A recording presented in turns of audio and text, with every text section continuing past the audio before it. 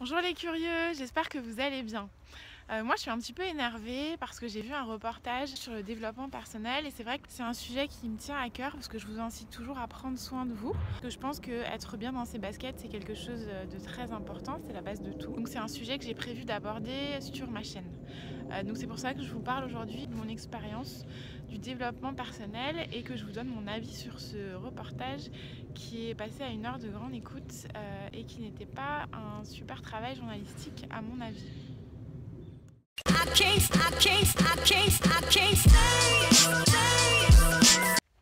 Dans la première partie de ce reportage, les journalistes s'intéressent à Raphaël Giordano, qui est l'auteur d'un best-seller qui s'appelle Ta deuxième vie commence quand tu comprends que tu n'en as qu'une. C'est un roman qui a vraiment bien marché parce que dedans, les gens ont tiré des leçons de vie et ça leur a permis déjà de se divertir, c'est le but premier d'un roman, mais aussi de mieux comprendre comment s'approcher un petit peu plus du bonheur. Et c'est du développement personnel. Les journalistes accusent Raphaël Giordano de s'enrichir sur le malheur des gens. Alors c'est une phrase que j'ai du mal à comprendre. Donc si je me mets en mode marketing, donc les gens ont un besoin, ont un désir, donc ils sont malheureux, il y a quelque chose qui ne va pas dans leur vie. Donc ils essayent de trouver des réponses dans un livre, donc en l'occurrence le livre de Raphaël Giordano. Apparemment ça leur plaît puisque le bouche à oreille fonctionne. Ce livre devient un best-seller et par la force des choses, Raphaël Giordano et son éditeur s'enrichissent. Je vois pas où est le problème en fait. Écrire un bouquin c'est quelque chose qui prend du temps, demande de l'argent, etc. Donc elle se fait rémunérer pour ça, son bouquin il est pas gratuit. Ensuite les journalistes vont voir une psychologue et ils lui demandent ce qu'elle pense donc des auteurs de romans de développement personnel comme Raphaël Giordano. Et là alors la psychologue déclare catégorique qu'il n'y a pas de recette miracle pour le bonheur. Donc ça merci, on est au courant. Mais même s'il n'y a pas de recette miracle, ça ne veut pas dire qu'il n'y a pas des comportements qui nous permettent de rester éloignés du bonheur. Et si il y a des auteurs de livres de développement personnel qui nous permettent de mieux identifier et de mieux comprendre quels sont ces comportements, ces attitudes, ces pensées limitantes qui nous permettent de ne pas être heureux. On ne voit pas où est le problème en fait. On peut tout à fait se procurer ces bouquins et les lire et nous divertir et apprendre et progresser tout en lisant. Donc encore une fois, décréter qu'il n'y a pas de recette miracle pour le bonheur et que du coup ça sert à rien de lire un livre de développement personnel, je suis pas sûre.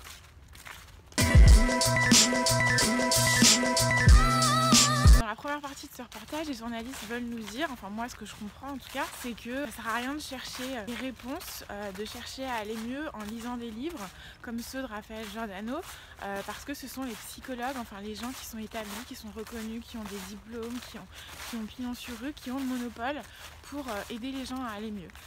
Là, je sais pas ce que vous en pensez, mais moi ça me révolte d'entendre ce genre de choses. En plus, à une heure de grande écoute, à la télé, je trouve ça vraiment abusé. Alors ensuite, dans la deuxième partie du reportage, les journalistes suivent Franck Nicolas. Donc Franck Nicolas, c'est un coach qui fait beaucoup de séminaires pendant lesquels il galvanise les foules et il permet aux gens d'arriver à se dépasser, à être la meilleure version d'eux-mêmes, à supprimer leurs inhibitions, voilà, à se sentir mieux, à être plus heureux. Et alors là, lui, Franck Nicolas, il est accusé de s'enrichir en prodiguant de simples conseils. Alors ça aussi, ça m'a doucement fait rigoler parce que s'enrichir en prodiguant de simples conseils, c'est un métier, ça s'appelle du consulting. Donc il y a des dizaines de milliers de consultants en France.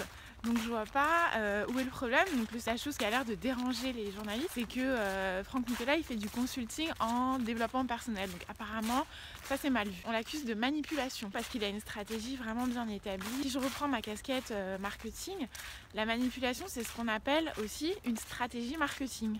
Stratégie marketing c'est un plan d'action qui va permettre de manipuler les gens pour leur faire faire au final ce que l'on veut, c'est-à-dire acheter notre produit, notre service. Donc Franck Nicolas, le pauvre, il a une stratégie marketing bien rodée qui fonctionne, donc il est accusé par les journalistes de ce reportage de manipulation. Voilà, encore une fois, je trouve ça vraiment injuste. On l'accuse d'avoir une réussite visible et décomplexée. Donc quand on réussit, je vois pas pourquoi on le ferait dans l'ombre et de manière complexée. Ça c'est vraiment un truc typiquement français, encore une fois. Quand on réussit, il faut pas qu'on gagne trop d'argent et puis il faut pas que ça se voit trop, il faut le faire dans le silence, dans l'ombre. Voilà, donc ça complètement débile encore une fois. On dit aussi qu'il est impossible de vérifier les résultats des conseils qu'il prodigue à ses clients.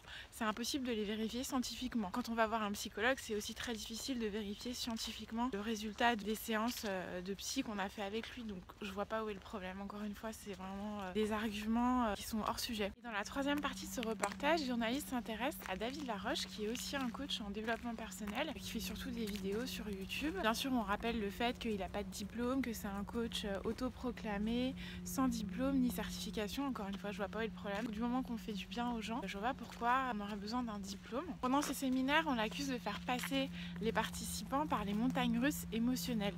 Donc ça, encore une fois, c'est une technique qui est utilisée en marketing.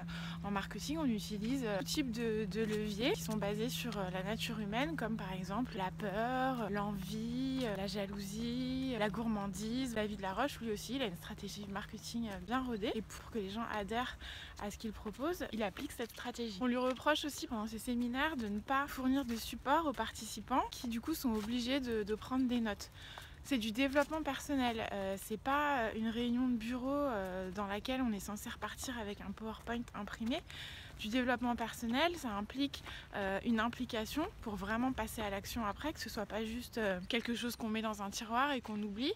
Donc la prise de notes, c'est quelque chose qui permet de mieux intégrer ce qu'on a entendu. Donc je vois pas où est le problème de ne pas fournir de support imprimé dans un séminaire de développement personnel, vraiment aucun problème. On propose d'échelonner les paiements pour les formations, et ça aussi apparemment ça choque les journalistes. Quand on veut acheter un frigo, quand on veut acheter de l'électroménager, une voiture ou quoi que ce soit, on nous propose toujours d'échelonner les paiements. Alors pourquoi dans le développement personnel ce serait pas possible? Est-ce que acheter un frigo, une voiture, c'est pas aussi important que se sentir mieux et être bien dans ses baskets? Donc pourquoi est-ce qu'on pourrait pas proposer d'échelonner les paiements pour du développement personnel? Je comprends pas. Et on lui reproche aussi de demander des sommes considérables pour ses formations. Le prix, il le fixe en fonction de la valeur qu'il a l'impression d'apporter aux personnes. Ensuite, les gens sont pas obligés d'acheter. Quand on achète un téléphone à 700, 800 euros et plus, personne ne nous force la main. Pourtant, c'est une somme astronomique vu ce qu'on en fait. Lui, il fixe le prix, il fait une proposition et les gens l'acceptent ou pas. Il force la main à personne. Le fait que ce soit des sommes considérables, je vois vraiment pas où est le problème.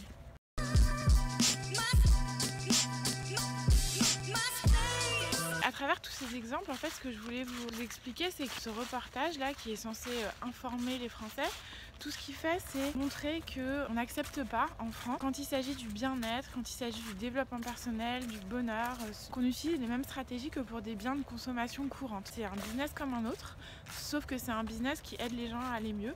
Et apparemment, quand on aide les gens à aller mieux, on n'a pas le droit d'utiliser les mêmes ressorts marketing que pour les autres industries. Donc je trouve ça un petit peu dommage. Moi, j'appelle pas ça du journaliste, j'appelle juste ça de la désinformation. Et je voulais vous parler de ça parce que moi, je vous le dis à la fin de chaque vidéo, restez curieux. C'est pas parce qu'on essaye de diaboliser quelque chose qu'il faut pas être curieux et se faire sa propre idée, tester soi-même. On a l'habitude de faire confiance aux médias, hein, moi la première, mais les médias, c'est rien que des personnes, donc des journalistes, donnent leur opinion sur les choses, et comme dans le cas de ce reportage, quelquefois cette opinion, elle peut vraiment être biaisée. Donc moi, ce que je vous conseille, c'est quand même de garder votre esprit critique et de vous faire votre propre idée sur les choses que vous voyez à la télé, comme par exemple le développement personnel.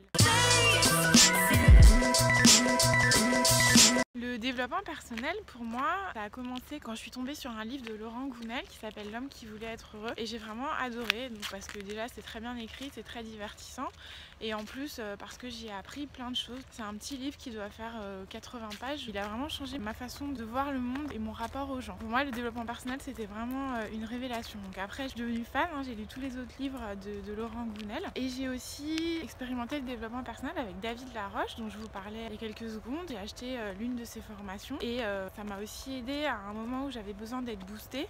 Quand on a besoin d'être boosté, les amis, la famille sont pas toujours disponibles, ou c'est peut-être pas les personnes les plus appropriées pour nous aider.